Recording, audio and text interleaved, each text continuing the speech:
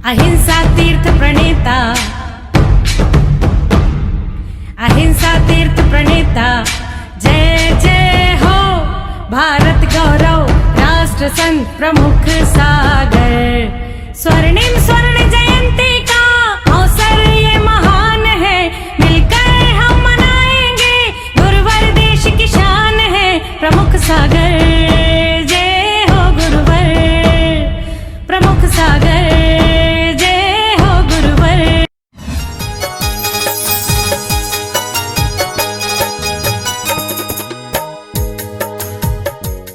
धर्म से बाबात्माओं, हमारे जीवन की व्यवस्थाएं हमारे काव्य के माध्यम से आचार्य मांगतुंग स्वामी कह रहे हैं।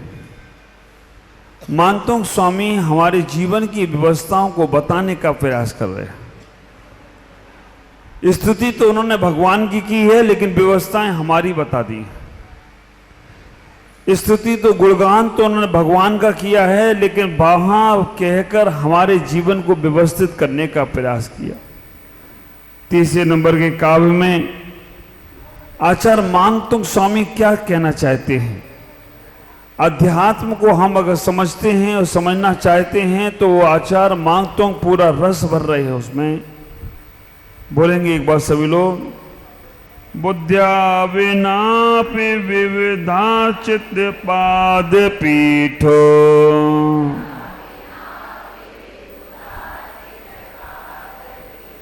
तो तुम समुद्यत मतिर विगतत्रिपोहं।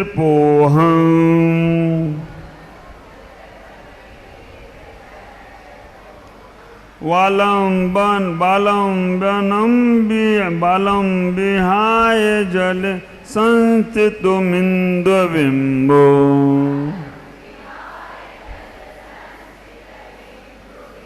मन्ना का इच्छति जना सहसा गृहीतो।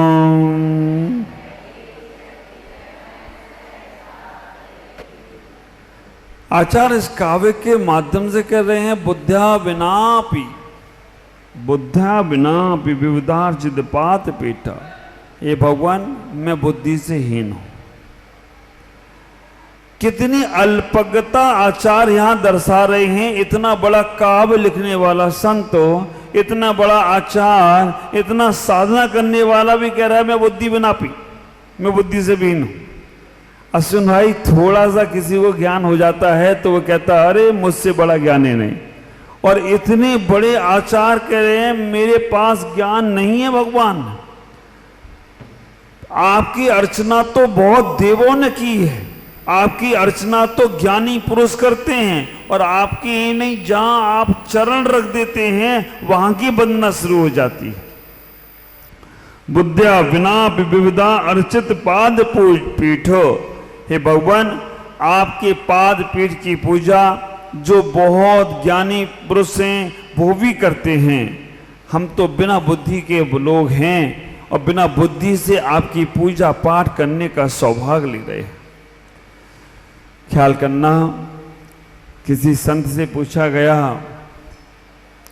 आपको ज्ञान है, आपको ज्ञान है, आप ज्ञानी जीव हैं, आप विचार करके रखना। थोड़े दिन पहले तक तो वो भी कहते थे कि हाँ मैं ज्ञानी हूं, थोड़े दिन तक तो वो भी अपने आप को समझते थे कि मैं ज्ञानी हूं। उन संत ने इतना ही कहने का प्रयास किया, जब तक मैंने ग्रंथों को नहीं पढ़ा था, ग्रंथों को नहीं समझा था, तब तक मेरा भाव यही था कि मैं ज्ञानी हूं। लेकिन जब से इनको पढ़ा है, इनको समझा है, इनको जाना है, तब से मुझे मालूम पड़ा कि मेरे पास ज्ञान है ही नहीं। कैसा ज्ञान है तुम्हारे पास? क्षण क्षण में राग द्वेष उत्पन्न कर रहा है, क्षण क्षण में हमारा मन को विगलित कर देता है। ख्याल करना, अगर आपके पास अपना जीवन का अहम भाव है तो आप ख्याल करके रखना तुम्हारे पास सब कुछ खत्म हो गया।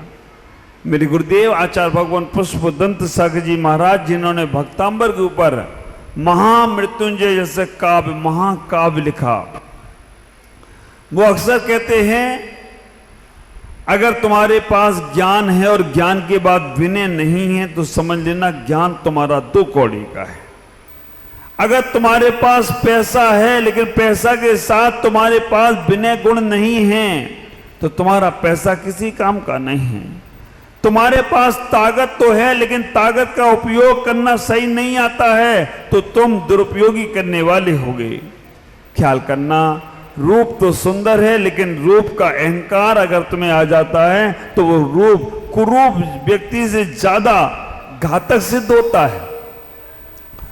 रूप सुंदर हो और कुरूप व्यक्ति से घृणा करने लगो तो कुरूप व्यक्ति से भी ज्यादा घातक तुम्हारा रूप हो जाता है।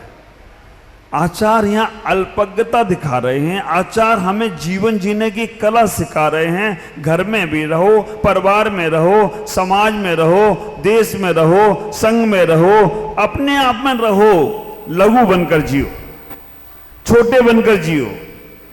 बालम बनम, बालक के, मैं बालक के समान हूं, छोटा सा हूं, आचार्य कह रहे हैं यहां पर। और आप विचार करके रखना, इस काव्य के अंदर आचार्य कह रहे हैं अगर तुम छोटे बनकर जीने लग गए, अल्प बनकर जीने लग गए, लघु बनकर जीने लग गए तो तुम्हें सब लोग अपनी गोदी में उठाने लगे तो कोई आश्चर्य की बात नहीं होगी।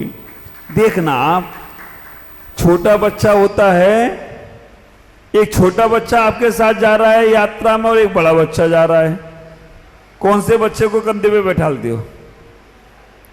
हाँ, छोटे वाले को या बड़े वाले को? बड़े वाले तो क्या चल पैदल, और छोटे वाले को गोदी में ले लेगी माँ और पिता तो कंधे पे ले लेगा। मैंने बताया था ना, आप विचार करके रखना। एक दिन आया था पिता दिवस, क्या क्या बोलते हो उसको, फादर डे। बाप रे, फादर का जन्म दिवस याद नहीं है लेकिन फादर डे याद है लोगों को। तो एक दिन आया था, मैंने कहा फादर की इच्छा क्या, पिता की इच्छा क्या? आप देखना, जब भी माँ अपने बच्चे को खिलाती है तो सीने से लगा के खिलाती है, लेकिन पिता जब भी अपने बच्चे को खिलाता है तो अपने से ऊपर उछाल उछाल कर खिलाता है। माँ बच्चे को लेके जाएगी तो गोदी में लेके जाएगी, लेकिन पिता, फादर बच्चे को कंधे पे लेके जाता है, पीठ पे नहीं कंधे पे ले जाता है। वो कहता है बेटा तू मुझसे भी बड़ा हो गया। और जब पिता बेटे को कंधे पे बैठाता है तो बेटा पिता से भी ऊंचा दिखता हो तो कोई आश्चर्य की बात नहीं है। ये पिता की भावना होती है कि मेरा बेटा मेरे से भी ऊपर उठना चाहिए। लेकिन वही जो छोटा बनने का प्रयास करेगा और जो बड़ा बनेगा वो नीचे रहेगा। ख्याल करना, आचार्य यहाँ कहने का प्रयास कर रहे हैं भगवान बुद्ध्या विनापि, मेरे पास इतनी बुद्धि नहीं है, इतना मैं बुद्धिमान नहीं हो गया, फिर भी मैं आपकी भक्ति करूंगा, छोटा बनकर करूंगा, अल्पज्ञ बनकर करूंगा। जो लोग घर में, परिवार में, समाज में अपने आप में लघु बनते हैं ना, वो अपने आप में गुरु होते हैं। ख्याल करना, जो लघु बनने का प्रयास करता है वो गुरु हो जाता है, और जो बड़ा बड़ा बड़ा बड़ा काय का जो दही में पड़ा उसका नाम बड़ा। हाँ, कहते ना दही बड़ा, और काय काय का बड़ा आता है, मिर्ची बड़ा, केला बड़ा, है ना, पनीर बड़ा। ये सब बड़ा कैसे बना? जो अग्नि में तला बाद में बना बड़ा। लेकिन विचार करके रखना, जो छोटा होता है, तरल होता है, वो चाहे बड़े को आप खाओ, सूखा नहीं खा सकते हो, बड़े में रस आएगा तब बड़ा खाने में मजा आता है। आप विचार करके रखना, हम अपने जीवन में इस काव्य से लघुता सीखने का प्रयास करें। इतना बड़ा शरीर अगर बीमार पड़ जाए तो कितनी सी टैबलेट खाते हो? छोटी सी टैबलेट। छोटी सी टैबलेट इतने बड़े शरीर को स्वस्थ कर देती है, क्योंकि वो लघु होना जानती है। पीदी भाई बैठो, बैठो। आप विचार करके रखना, वो लघु होना जानती है, वो छोटी सी टैबलेट पूरे शरीर को स्वस्थ कर देती है।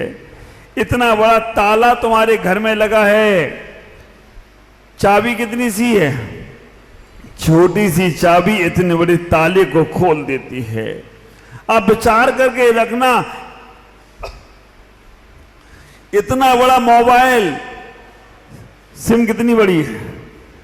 इतनी सी सिम है, बिना सिम के वो मोबाइल कोई काम का नहीं है। इतना सा मेमोरी कार्ड, पूरा का पूरा तुम्हारा बायोडाटा नहीं, खानदान का नहीं, भारत का पूरा बायोडाटा रख लेता है, इतना सा है। ये सब तुम्हें छोटा होने की कला सिखा रहा है, ये काव्य तुम्हें लघु होने की कला सिखा रहा है। इतनी बड़ी साड़ी पूरे शरीर में ढांकती है, लेकिन एक बिंदी अगर माथे पे लग जाए तो हमारी चेहरे की सुंदरता बढ़ जाती है, हमारा चेहरा सुंदर से सुंदर दिखने लगता है। विचार करना, यात्रा पे जाओ तब आप अपने साथ में बड़े बच्चे को कम, छोटे को ज्यादा ले जाना चाहते हो। क्यों? क्योंकि टिकट भी नहीं लगेगा, गोदी में ढल के ले जाएंगे। लेकिन प्लेन वाले बड़े होशियार हैं, वो कहते हैं कि टिकट तो देना ही पड़ेगा, ट्रेन में चल जाएगा तुम्हारा, लेकिन प्लेन में तो गोदी वाले बच्चे का भी टिकट लेते हैं। वो कहते हैं इसके लिए अलग सीट बुक कराओ। फिर भी आप विचार करके रखना, ये मोक्ष मार्ग को हमें आगे बढ़ाना है तो लघुता सीखना है। इस काव्य के माध्यम से वो लघुता सिखाने का प्रयास कर रहे हैं, इस काव्य के माध्यम से वो लघुता बताने का प्रयास कर रहे हैं कि हम लघु बनने का प्रयास करेंगे तो हम अपने आप में गुरु होते जाएंगे। ख्याल करो, जैसे जैसे लघुता आएगी वैसे वैसे गुरुता आएगी। जैसे जैसे हम अपने आप को बुद्धिहीन नहीं बनना है, लेकिन हमें अपने आप को विनयवान बनाना है। यहां आचार्य कह रहे बुद्धि विनापी। बुद्धि विनापी का मतलब है बिना बुद्धि के। इतना बड़ा संत, इतना बड़ा महंत, इतना बड़ा आचार्य अगर अपने आप को लघुता दिखा रहा है तो हम लोगों को भी इस लघुता को सीखना चाहिए। ख्याल करना, आचार्य यहां कहने का प्रयास कर रहे हैं, भगवान मैं बालम विहाय। जैसी एक बालक मचल जाता है ना, बालक एक मचल जाता है। क्यों? बालक अगर मचल जाए चंद्रमा को पाने के लिए कि मुझे चंद्रमा चाहिए, तो विचार करना वो बालक को वो मां चंद्रमा कैसे दिखाती है।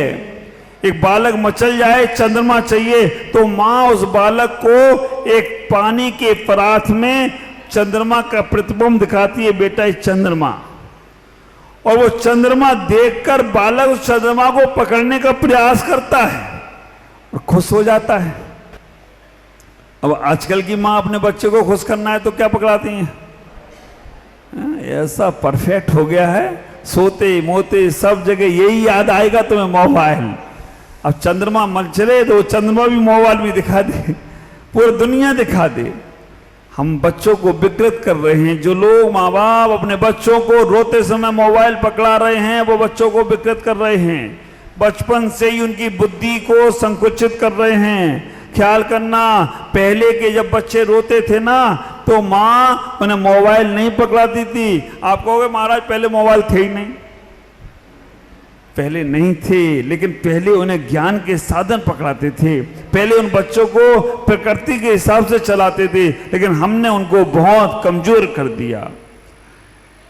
यहां आचार्य कह रहे हैं कि जैसे वो बालक उस चंद्रमा के प्रतिबिंब को पकड़कर खुश हो जाता है, वैसे ही भगवान मैं बालक के समान, बालक के समान। आप विचार करके रखना, जब जैसे आपके मन में बालक की बुद्धि के समान होगे। बालक का मतलब है, बालक अगर तुम्हारा घर में लड़ता है, छोटा बच्चा भाई बहन लड़ते हो, कितने भी लड़ लें, कितने भी झगड़ लें, लेकिन फिर शाम को एक हो जाते हैं। एक खाट पर, एक पलंग पर दोनों सो जाते हैं। शाम को एक ही थाली में भोजन कर लेते हैं। हम बड़े क्या हुए? जिन माँ बाप ने हमें बड़ा किया उनको ही हमने बाहर निकाल दिया, उनको ही हमने छोटा बना दिया। विचार करना, बालक जब छोटा सा रहता है, माँ बाप की पूरी सेवा करता है। तो आचार्य यहां कहने का प्रयास कर रहे हैं, हे भगवान मैं छोटा सा ही रहूं, मैं छोटा सा ही रहकर अपने जीवन को जीऊं, मैं बालक के समान अपने जीवन को जीना चाहता हूं। और आप विचार करना, जब तुम्हारे अंदर बाल बुद्धि का मतलब है सरलता, सहज।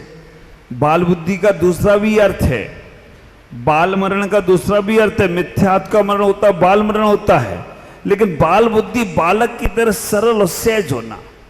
एक संत से पूछा कि भगवान हमें मुक्ति कब मिलेगी। संत ने बिना बोले इशारा कर दिया कि ये बालकों को देख लो, ऐसे बन जाओगे तो तुम्हें मुक्ति मिल जाएगी।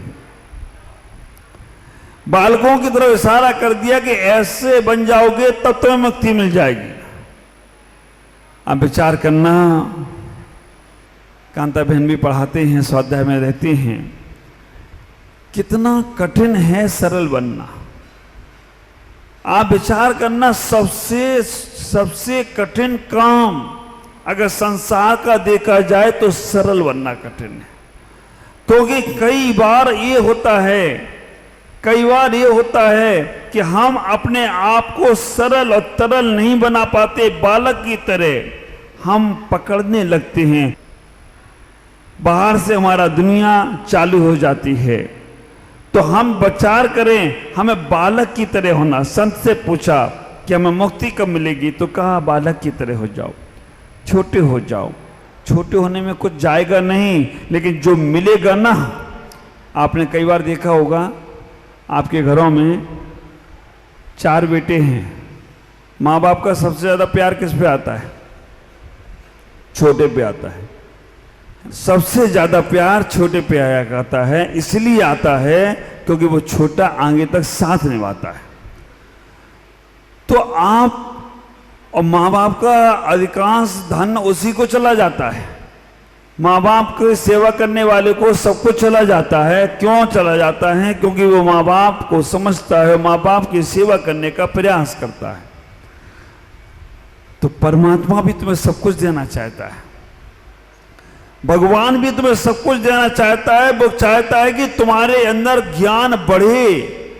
विद्या विनयम ददाति, अगर तुम्हारे अंदर ज्ञान बढ़ेगा तो तुम्हारे अंदर विनय गुण भी आएगा, तुम्हारे अंदर समर्पणता का भाव भी आएगा, तुम्हारे अंदर सहजता का भाव भी आएगा। बुद्ध्या विनयम ददाति, और आचार्य ने आगे कह दिया विनयम मोक्षम द्वारा, विनय ही मोक्ष का द्वार खोल देता है। तो आप अपने जीवन में उस विनय को स्वीकार करते हुए, उस विनयवान बनते हुए, अपने जीवन को अल्पज्ञता के लाते हुए अपने जीवन को समझने का प्रयास करें। तभी तुम्हारा जीवन धन होगा, तभी तुम्हारा जीवन सार्थक होगा, और तभी तुम कुछ पा पाओगे। अहंकार से कुछ मिलने वाला नहीं है। अहंकार तो नरक की द्वार की ओर ले जाएगा, और विनय का विमान तुम्हें स्वर्ग तक लेके जाए तो कोई आश्चर्य की बात नहीं होगी। 9:20 हो रहे हैं। आज इतना ही, आपसे शेष चर्चा फिर करेंगे। इतना ही कहना चाहता हूं, ये पूरा काव्य आपको लघुता का पाठ पढ़ा रहा है, ये पूरा काव्य आपको सरलता का पाठ पढ़ा रहा है, और पूरा काव्य सहजता का पाठ पढ़ा रहा है। हम इसको पढ़ने के बाद अब कुछ लोग होंगे जो तंत्र मंत्र में चले जाएंगे, कुछ लोग होंगे और कुछ चीजें व्याख्यान करेंगे, लेकिन मेरा सोच, मेरा उद्देश्य, ये आचार्य कह रहे हैं कि लघु बनो, लघु बनकर ही गुरु बने जा सकते हो, तभी जीवन की सार्थकता होगी। ओम नमः जय गुरुदेव।